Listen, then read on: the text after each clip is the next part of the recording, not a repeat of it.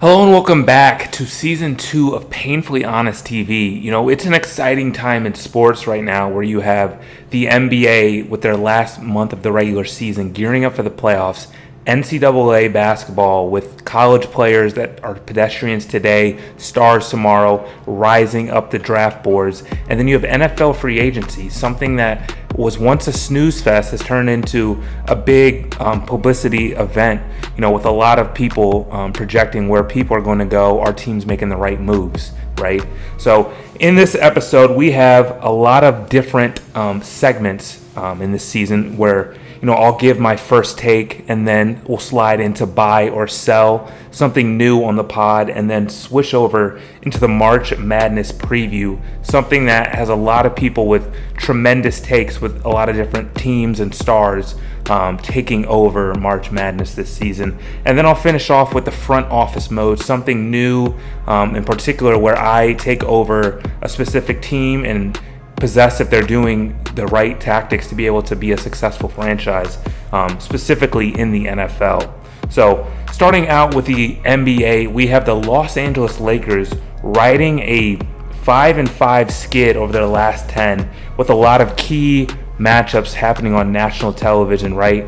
Luka Doncic came over the last year where it was expected for him to take over, Title Town and be able to move and really be the next era of the Los Angeles great Lakers, something that was passed over from Kobe to Bron to now Luka.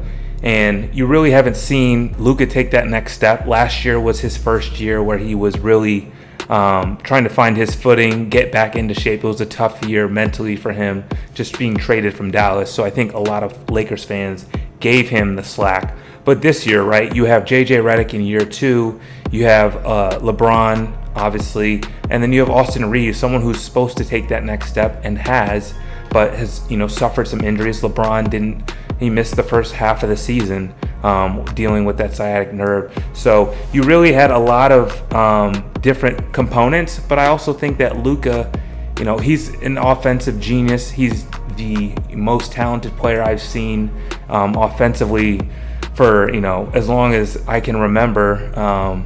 But I think he is going to go down as one of the greatest scorers.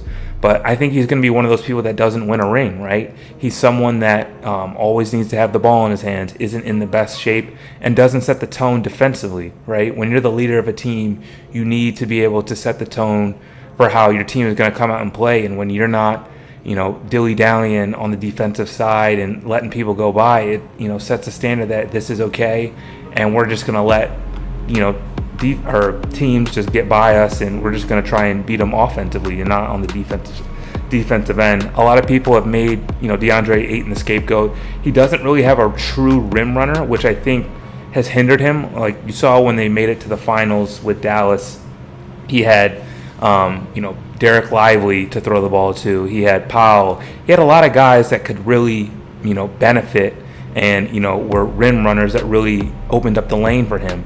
And I think that, this year there's been some struggles. I know Jackson Hayes is kind of supposed to be that, but there hasn't been really some consistency on his side. So, I think that the Lakers need to find, and go young. I don't think that this model of buying stars with the NBA tightening its, pocket strings in terms of what you can do with the free agency and things like that. You look at the models today of what teams are winning. You see the Pacers winning. You see the Thunder, the Spurs.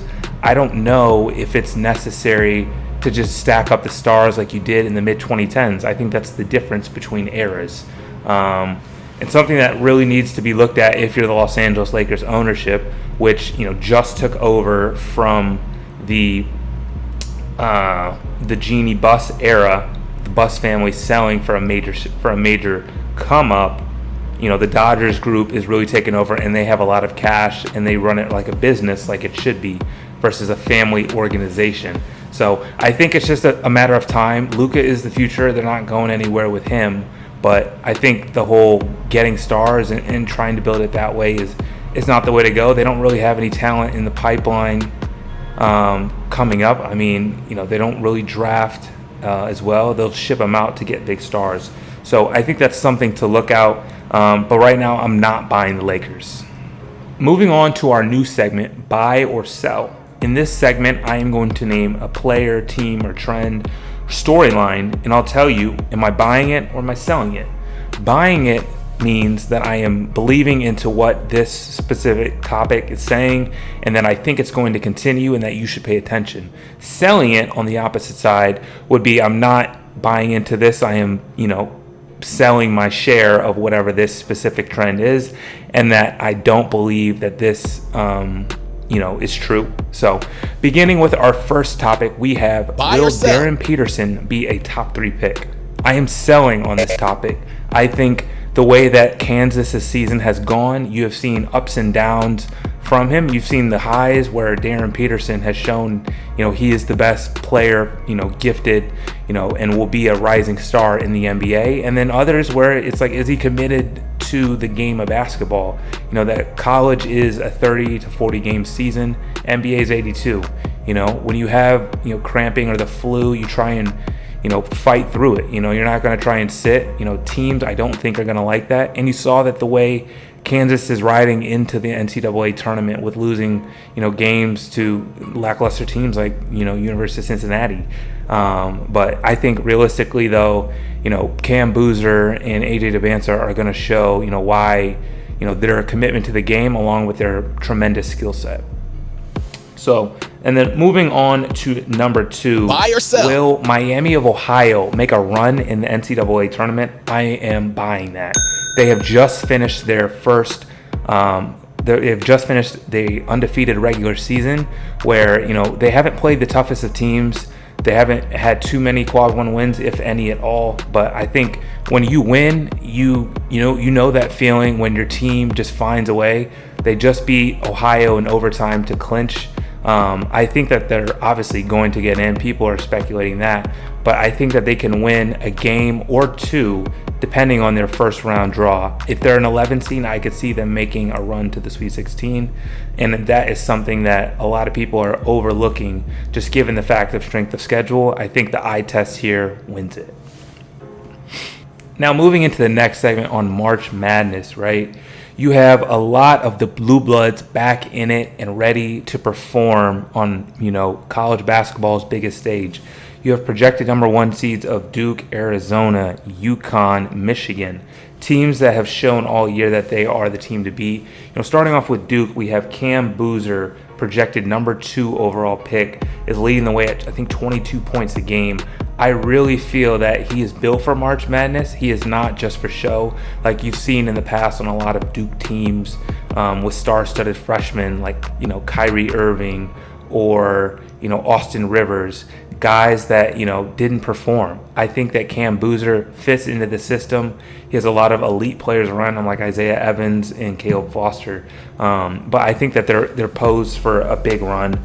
And, Arizona, too. I've seen a lot of them. They've played in the toughest conference this year in the Big 12.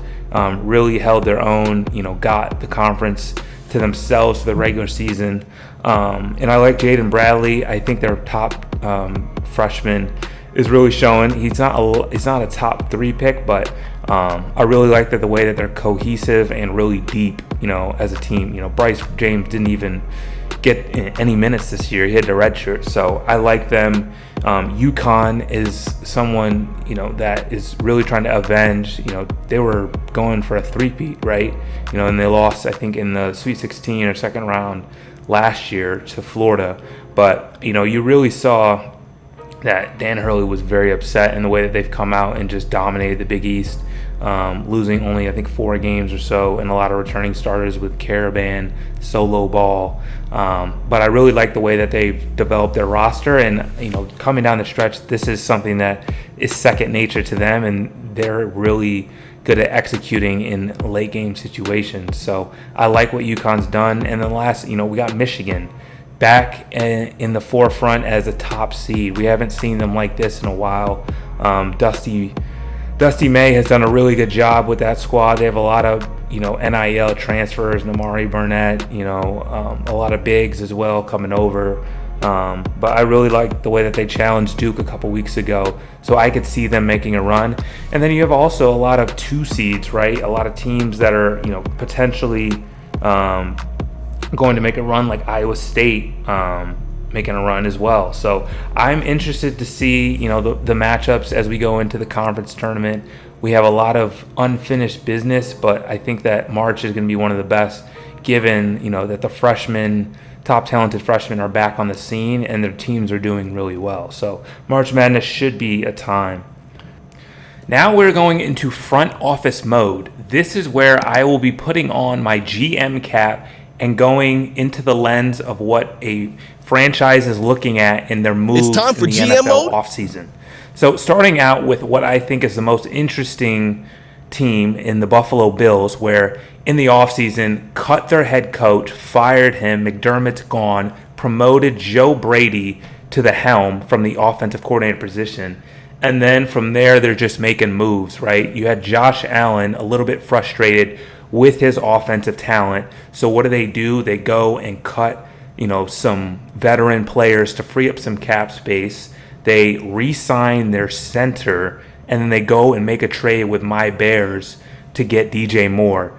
Some say that they gave up a little bit too much, right? In a second-round pick being the most vital, something that the Bears will, love to use in this year's NFL draft, given where they're at. But I think also, did they overpay for that, right? Is this something that, will hurt them down the line? I think the Bills are in a spot where they see that the AFC in their window is closing, and the fact that a lot of teams are getting better. You saw what the Patriots were able to do this year. You saw what the Jacksonville Jaguars took a step forward. And then obviously the Denver Broncos are here and going to be staying as well. And then also the gauntlets of Patrick Mahomes. He's coming back. Lamar Jackson. They just got Max Crosby.